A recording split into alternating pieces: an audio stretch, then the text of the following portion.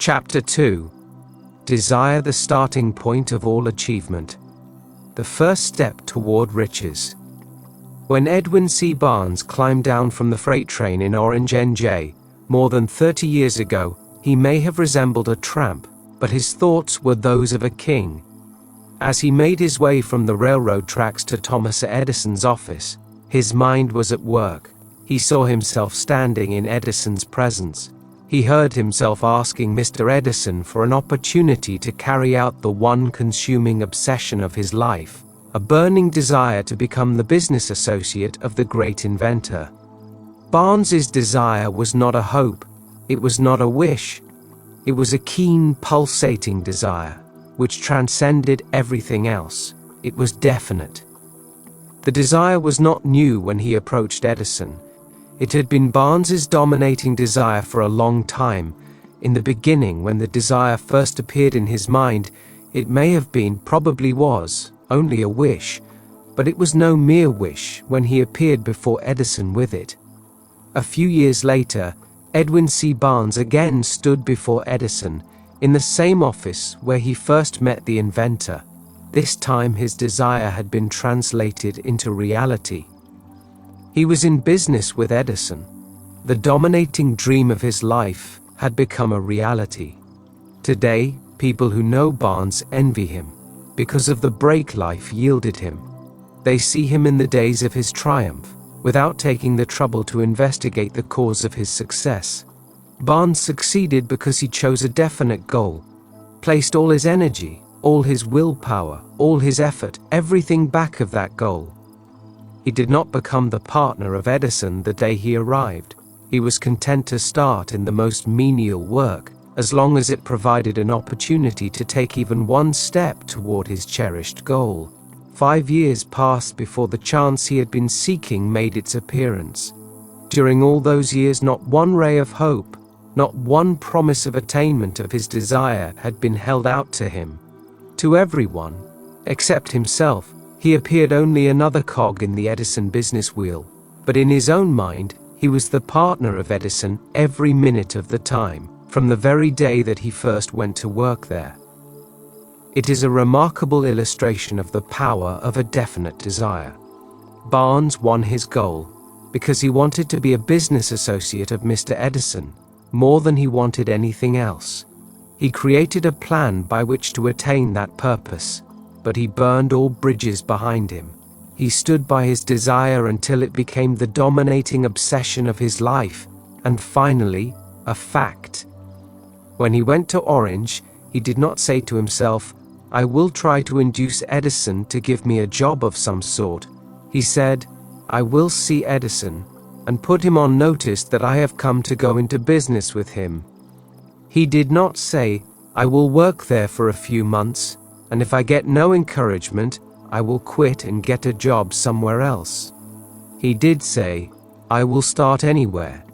I will do anything Edison tells me to do, but before I am through, I will be his associate."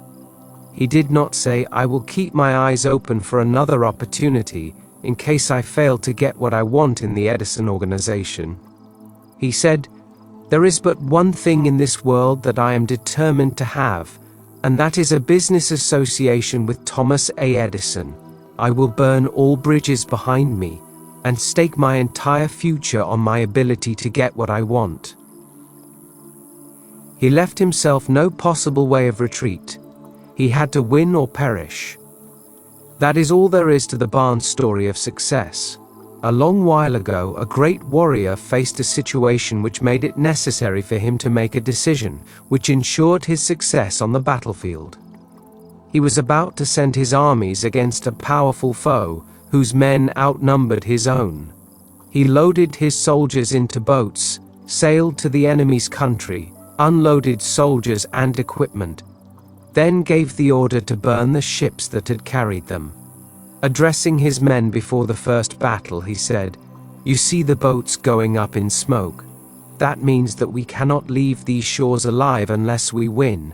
We now have no choice. We win or we perish." They won. Every person who wins in any undertaking must be willing to burn his ships and cut all sources of retreat. Only by so doing can one be sure of maintaining that state of mind known as a burning desire to win, essential to success. The morning after the Great Chicago Fire, a group of merchants stood on State Street, looking at the smoking remains of what had been their stores. They went into a conference to decide if they would try to rebuild or leave Chicago and start over in a more promising section of the country. They reached a decision, all except one, to leave Chicago. The merchant who decided to stay and rebuild pointed a finger at the remains of his store and said, "Gentlemen, on that very spot I will build the world's greatest store, no matter how many times it may burn down." That was more than 50 years ago. The store was built. It stands there today, a towering monument to the power of that state of mind known as a burning desire.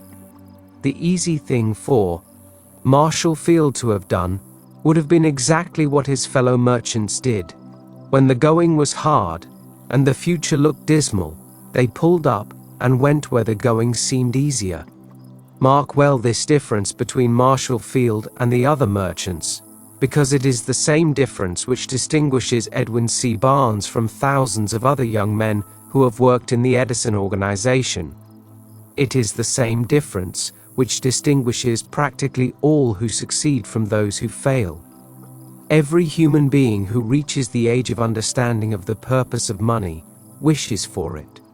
Wishing will not bring riches, but desiring riches with a state of mind that becomes an obsession, then planning definite ways and means to acquire riches, and backing those plans with persistence which does not recognize failure, will bring riches. The method by which desire for riches can be transmuted into its financial equivalent consists of 6 definite practical steps, viz.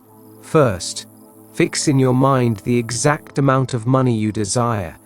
It is not sufficient merely to say "I want plenty of money." Be definite as to the amount. There is a psychological reason for definiteness which will be described in a subsequent chapter.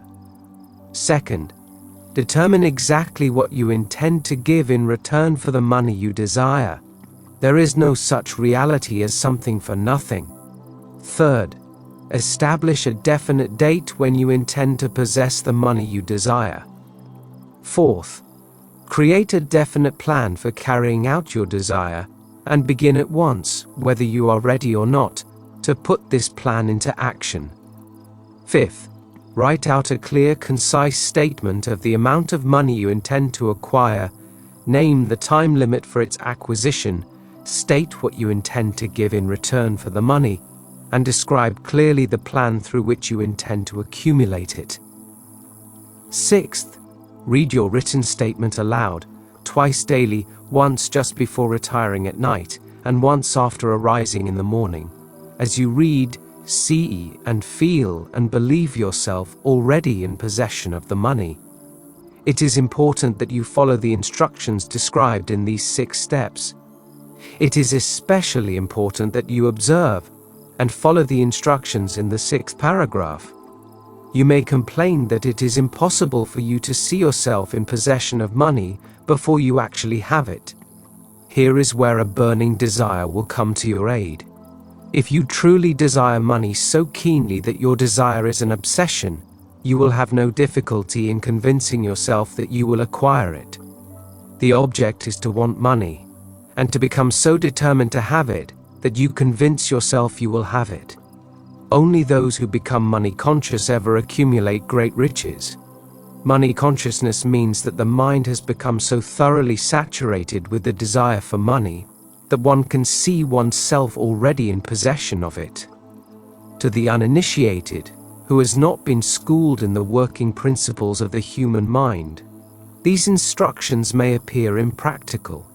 It may be helpful to all who fail to recognize the soundness of the 6 steps, to know that the information they convey was received from Andrew Carnegie, who began as an ordinary laborer in the steel mills, but managed, despite his humble beginning, to make these principles yield him a fortune of considerably more than $100 million. It may be of further help to know that the 6 steps here recommended were carefully scrutinized by the late Thomas Edison, who placed his stamp of approval upon them as being not only the steps essential for the accumulation of money, but necessary for the attainment of any definite goal. The steps call for no hard labor, they call for no sacrifice, they do not require one to become ridiculous or credulous. To apply them calls for no great amount of education, but the successful application of these 6 steps does call for sufficient imagination to enable one to see and to understand that accumulation of money cannot be left to chance, good fortune, and luck. One must realize that all who have accumulated great fortunes first did a certain amount of dreaming, hoping, wishing, desiring, and planning before they acquired money. You may as well know, right here, that you can never have riches in great quantities unless you can work yourself into a white heat of desire for money and actually believe you will possess it. You may as well know also that every great leader, from the dawn of civilization down to the present, was a dreamer. Christianity is the greatest potential power in the world today, because its founder was an intense dreamer who had the vision and the imagination to see realities in their mental and spiritual form before they had been transmuted into physical form. If you do not see great riches in your imagination, you will never see them in your bank balance. Never in the history of America has there been so great an opportunity for practical dreamers as now exists. The 6-year economic collapse has reduced all men substantially to the same level. A new race is about to be run. The stakes represent huge fortunes which will be accumulated within the next 10 years. The rules of the race have changed because we now live in a changed world that definitely favors the masses, those who had but little or no opportunity to win under the conditions existing during the Depression, when fear paralyzed growth and development. We who are in this race for riches should be encouraged to know that this changed world in which we live is demanding new ideas, new ways of doing things, new leaders, new inventions, new methods of teaching, new methods of marketing, new books, new literature, new features for the radio, new ideas for moving pictures. Back of all this demand for new and better things, there is one quality which one must possess to win, and that is definiteness of purpose. The knowledge of what one wants and a burning desire to possess it. The business depression marked the death of one age and the birth of another. This changed world requires practical dreamers who can and will put their dreams into action. The practical dreamers have always been and always will be the pattern makers of civilization. We who desire to accumulate riches should remember the real leaders of the world always have been men who harnessed and put into practical use the intangible, unseen forces of unborn opportunity and have converted those forces, or impulses of thought, into skyscrapers, cities, factories, airplanes, automobiles, and every form of convenience that makes life more pleasant. Tolerance and an open mind are practical necessities of the dreamer of today. Those who are afraid of new ideas are doomed before they start. Never has there been a time more favorable to pioneers than the present. True, there is no wild and woolly West to be conquered, as in the days of the covered wagon, but there is a vast business, financial, and industrial world to be remolded and redirected along new and better lines. In planning to acquire your share of the riches, let no one influence you to scorn the dreamer. To win the big stakes in this changed world, you must catch the spirit of the great pioneers of the past, whose dreams have given to civilization all that it has of value, the spirit which serves as the lifeblood of our own country, your opportunity and mine, to develop and market our talents. Let us not forget, Columbus dreamed of an unknown world, staked his life on the existence of such a world, and discovered it. Copernicus, the great astronomer, dreamed of a multiplicity of worlds and revealed them. No one denounced him as impractical after he had triumphed. Instead, the world worshipped at his shrine, thus proving once more that success requires no apologies, failure permits no alibis. If the thing you wish to do is right, and you believe in it, go ahead and do it. Put your dream across, and never mind what they say if you meet with temporary defeat, for they, perhaps, do not know that every failure brings with it the seed of an equivalent success. Henry Ford, poor and uneducated, dreamed of a horseless carriage, went to work with what tools he possessed, without waiting for opportunity to favor him, and now evidence of his dream belts the entire earth. He has put more wheels into operation than any man who ever lived, because he was not afraid to back his dreams. Thomas Edison dreamed of a lamp that could be operated by electricity, began where he stood to put his dream into action, and despite more than 10,000 failures, he stood by that dream until he made it a physical reality. Practical dreamers do not quit. Wayland dreamed of a chain of cigar stores, transformed his dream into action, and now the United Cigar Stores occupy the best corners in America. Lincoln dreamed of freedom for the black slaves, put his dream into action, and barely missed living to see a united North and South translate his dream into reality. The Wright brothers dreamed of a machine that would fly through the air. Now one may see evidence all over the world that they dreamed soundly. Marconi dreamed of a system for harnessing the intangible forces of the ether. Evidence that he did not dream in vain may be found in every wireless and radio in the world. Moreover, Marconi's dream brought the humblest cabin and the most stately manor house side by side. It made the people of every nation on earth backdoor neighbors. It gave the President of the United States a medium by which he may talk to all the people of America at one time, and on short notice. It may interest you to know that Marconi's friends had him taken into custody and examined in a psychopathic hospital when he announced he had discovered a principle through which he could send messages through the air without the aid of wires or other direct physical means of communication. The dreamers of today fare better.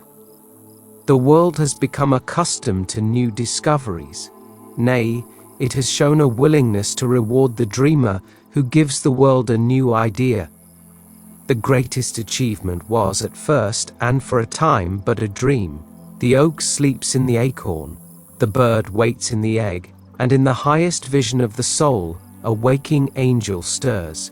Dreams are the seedlings of reality. Awake, arise, and assert yourself, you dreamers of the world. Your star is now in the ascendancy. The world depression brought the opportunity you have been waiting for. It taught people humility, tolerance, and open-mindedness. The world is filled with an abundance of opportunity, which the dreamers of the past never knew. A burning desire to be, and to do is the starting point from which the dreamer must take off. Dreams are not born of indifference, laziness, or lack of ambition. The world no longer scoffs at the dreamer, nor calls him impractical. If you think it does, take a trip to Tennessee and witness what a dreamer president has done in the way of harnessing and using the great water power of America. A score of years ago, such a dream would have seemed like madness. You have been disappointed. You have undergone defeat during the Depression. You have felt the great heart within you crushed until it bled. Take courage, for these experiences have tempered the spiritual metal of which you are made. They are assets of incomparable value.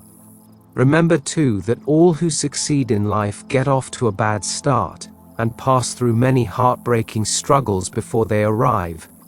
The turning point in the lives of those who succeed usually comes at the moment of some crisis through which they are introduced to their other selves.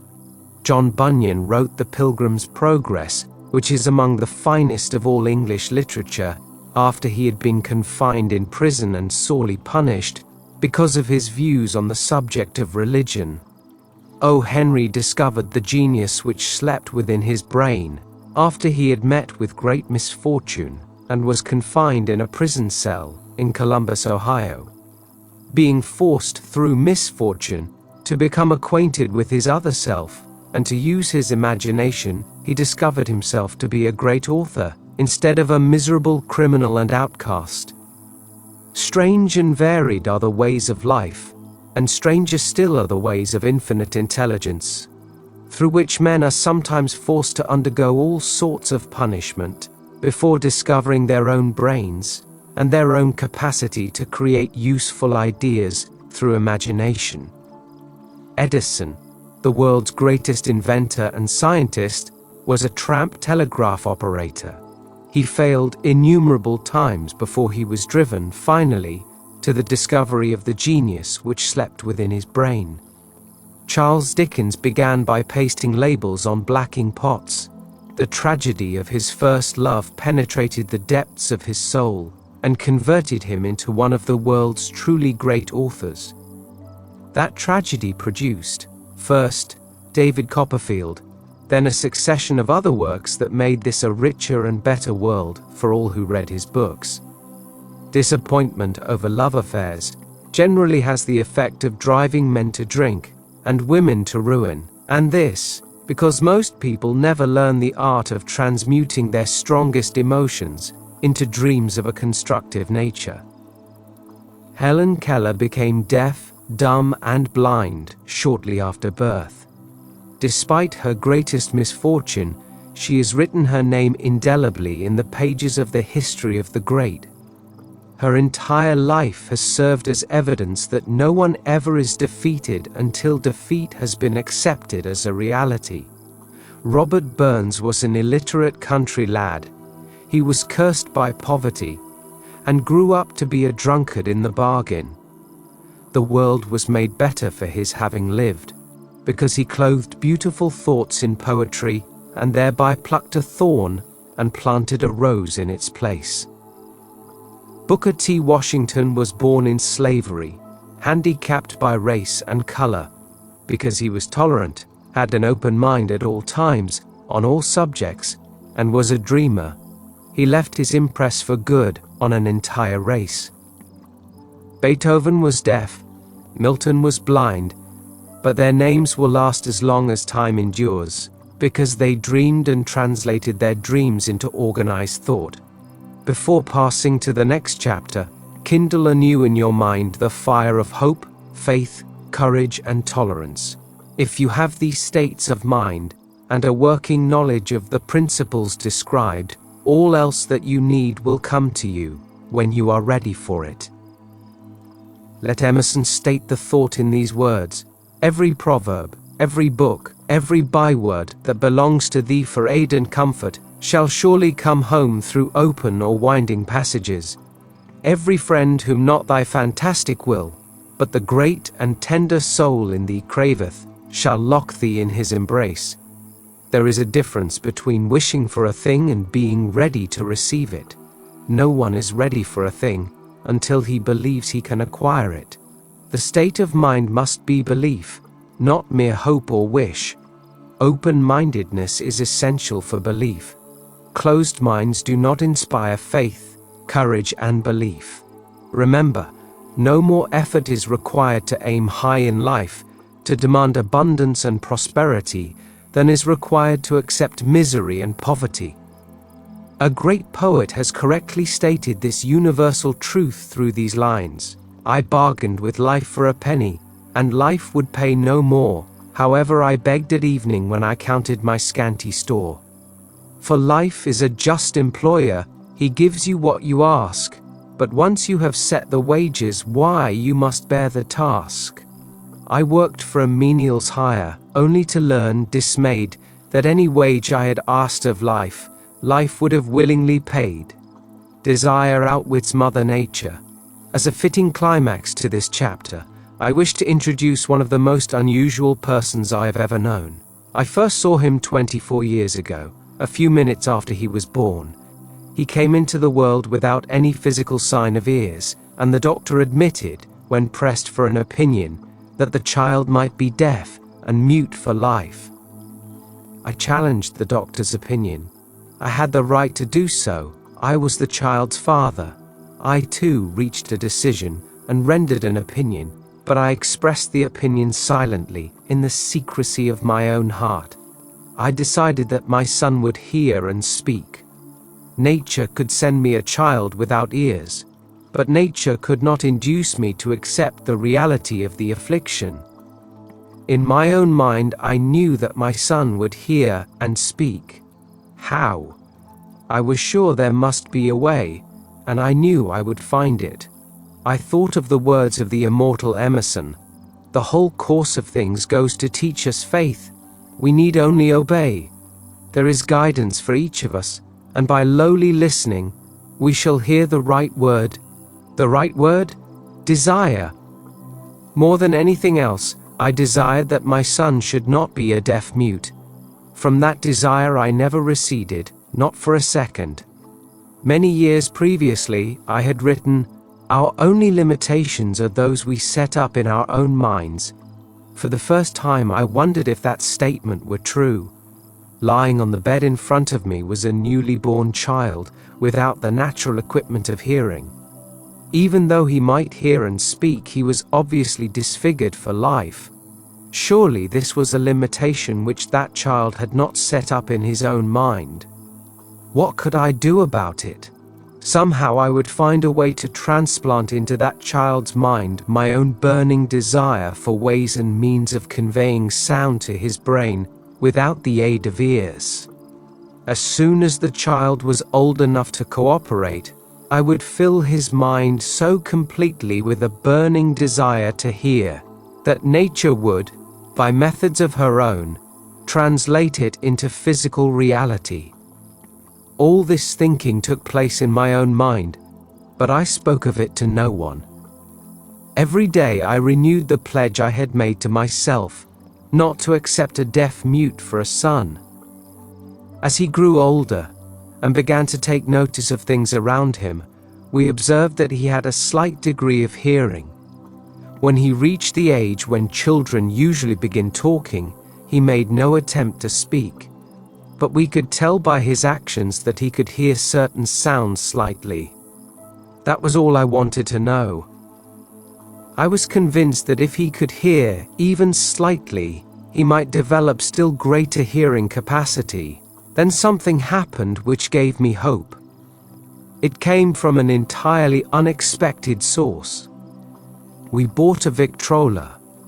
When the child heard the music for the first time, he went into ecstasies and promptly appropriated the machine. He soon showed a preference for certain records, among them It's a Long Way to Tipperary.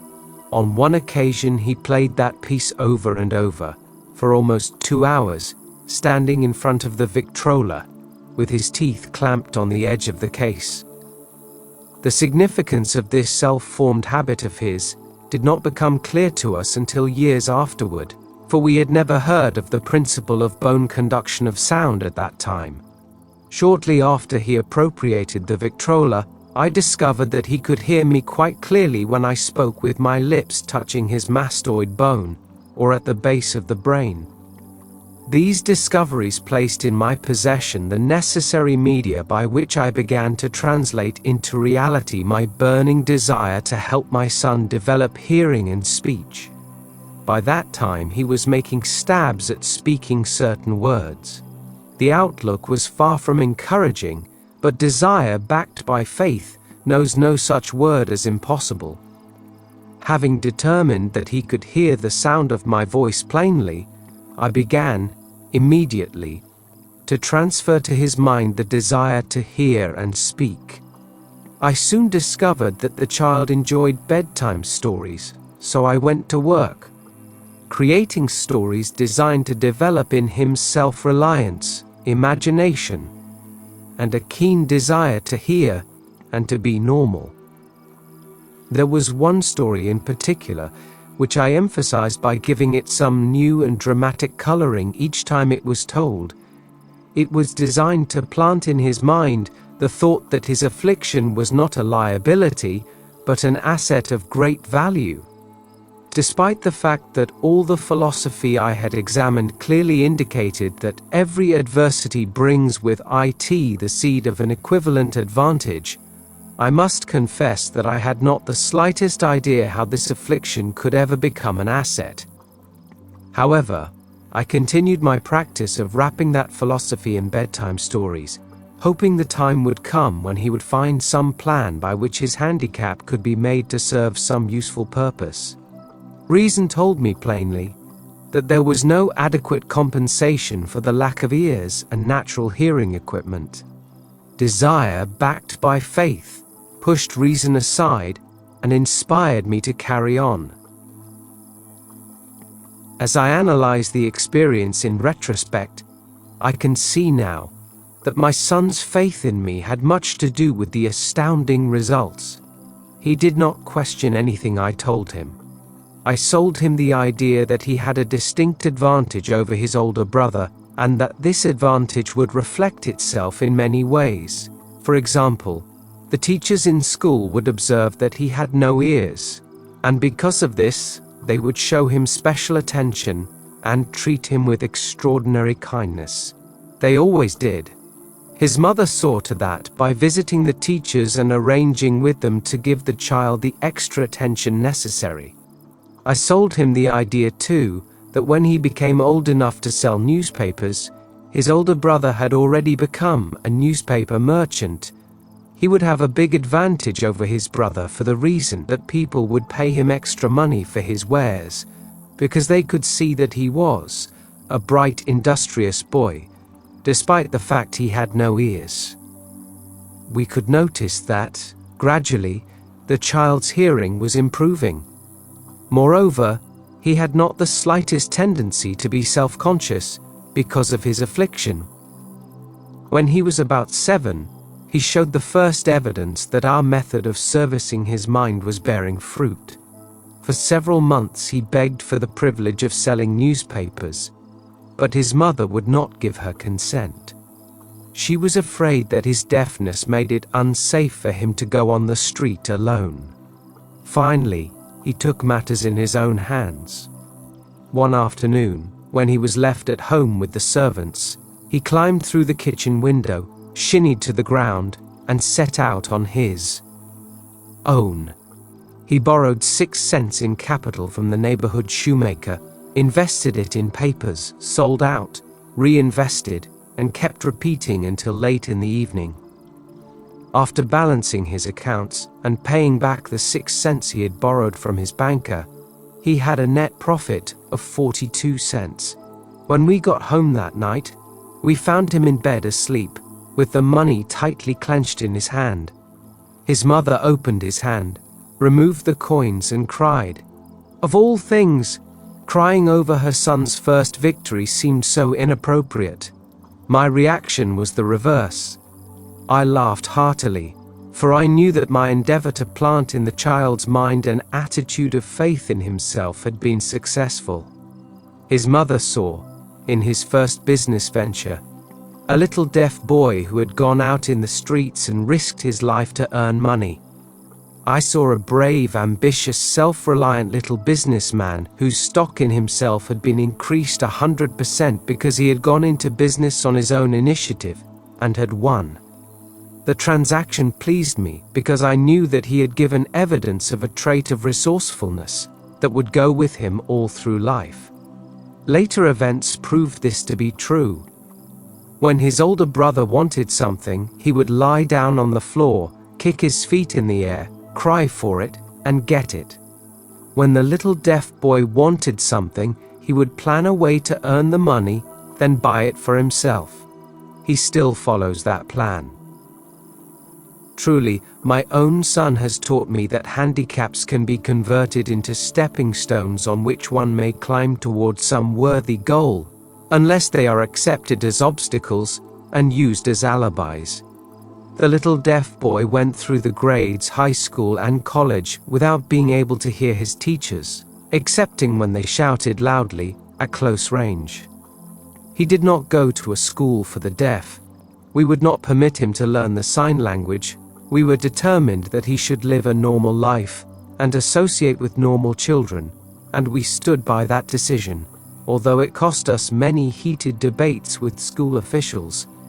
While he was in high school, he tried an electrical hearing aid, but it was of no value to him, due, we believed, to a condition that was disclosed when the child was 6, by Dr. J. Gordon Wilson of Chicago, when he operated on one side of the boy's head and discovered that there was no sign of natural hearing equipment. During his last week in college, 18 years after the operation, something happened which marked the most important turning point of his life. Through what seemed to be mere chance, he came into possession of another electrical hearing device, which was sent to him on trial. He was slow about testing it, due to his disappointment with a similar device. Finally, he picked the instrument up, and more or less carelessly, placed it on his head, hooked up the battery, and lo, as if by a stroke of magic, his lifelong desire for normal hearing became a reality. For the first time in his life, he heard practically as well as any person with normal hearing. God moves in mysterious ways, his wonders to perform. Overjoyed because of the changed world which had been brought to him through his hearing device, he rushed to the telephone, called his mother, and heard her voice perfectly. The next day he plainly heard the voices of his professors in class, for the first time in his life. Previously he could hear them only when they shouted at short range. He heard the radio. He heard the talking pictures. For the first time in his life, he could converse freely with other people, without the necessity of their having to speak loudly. Truly, he had come into possession of a changed world. We had refused to accept nature's error, and, by persistent desire, we had induced nature to correct that error, through the only practical means available. Desire had commenced to pay dividends, but the victory was not yet complete. The boy still had to find a definite and practical way to convert his handicap into an equivalent asset. Hardly realizing the significance of what had already been accomplished, but intoxicated with the joy of his newly discovered world of sound, he wrote a letter to the manufacturer of the hearing aid, enthusiastically describing his experience. Something in his letter, something, perhaps, which was not written on the lines but back of them, caused the company to invite him to New York. When he arrived, he was escorted through the factory, and while talking with the chief engineer, telling him about his changed world, a hunch, an idea, or an inspiration, call it what you wish, flashed into his mind. It was this impulse of thought which converted his affliction into an asset, destined to pay dividends in both money and happiness to thousands for all time to come. The sum and substance of that impulse of thought was this. It occurred to him that he might be of help to the millions of deafened people who go through life without the benefit of hearing devices, if he could find a way to tell them the story of his changed world. Then and there, he reached a decision to devote the remainder of his life to rendering useful service to the hard of hearing. For an entire month, he carried on an intensive research, during which he analyzed the entire marketing system of the manufacturer of the hearing device, and created ways and means of communicating with the hard of hearing all over the world for the purpose of sharing with them his newly discovered changed world. When this was done, he put in writing a 2-year plan based upon his findings. When he presented the plan to the company, he was instantly given a position for the purpose of carrying out his ambition. Little did he dream, when he went to work, that he was destined to bring hope and practical relief to thousands of deafened people who, without his help, would have been doomed forever to deaf-mutism. Shortly after he became associated with the manufacturer of his hearing aid, he invited me to attend a class conducted by his company, for the purpose of teaching deaf mutes to hear and to speak. I had never heard of such a form of education, therefore I visited the class, skeptical but hopeful that my time would not be entirely wasted. Here I saw a demonstration which gave me a greatly enlarged vision of what I had done to arouse and keep alive in my son's mind the desire for normal hearing. I saw deaf mutes actually being taught to hear and to speak through application of the self-same principle I had used more than 20 years previously in saving my son from deaf mutism. Thus, through some strange turn of the wheel of fate, my son Blair and I have been destined to aid in correcting deaf mutism for those as yet unborn, because we are the only living human beings, as far as I know, who have established definitely the fact that deaf mutism can be corrected to the extent of restoring to normal life those who suffer with this affliction. It has been done for one, it will be done for others. There is no doubt in my mind that Blair would have been a deaf mute all his life, if his mother and I had not managed to shape his mind as we did. The doctor who attended at his birth told us, confidentially, the child might never hear or speak. A few weeks ago, Dr. Irving Voorhees, a noted specialist on such cases, examined Blair very thoroughly. He was astounded when he learned how well my son now hears and speaks, and said his examination indicated that theoretically the boy should not be able to hear at all. But the lad does hear, despite the fact that X-ray pictures show there is no opening in the skull whatsoever from where his ears should be to the brain. When I planted in his mind the desire to hear and talk and live as a normal person, there went with that impulse some strange influence which caused nature to become bridge builder and span the gulf of silence between his brain and the outer world, by some means which the keenest medical specialists have not been able to interpret. It would be sacrilege for me to even conjecture as to how nature performed this miracle. It would be unforgivable if I neglected to tell the world as much as I know of the humble part I assumed in the strange experience.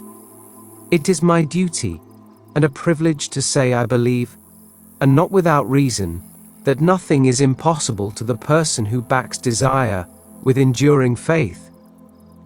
Verily, a burning desire has devious ways of transmuting itself into its physical equivalent. Blair desired normal hearing, now he has it. He was born with a handicap which might easily have sent one with a less defined desire to the street with a bundle of pencils and a tin cup. That handicap now promises to serve as the medium by which he will render useful service to many millions of hard of hearing, also to give him useful employment at adequate financial compensation the remainder of his life. The little white lies I planted in his mind when he was a child, by leading him to believe his affliction would become a great asset, which he could capitalize, has justified itself.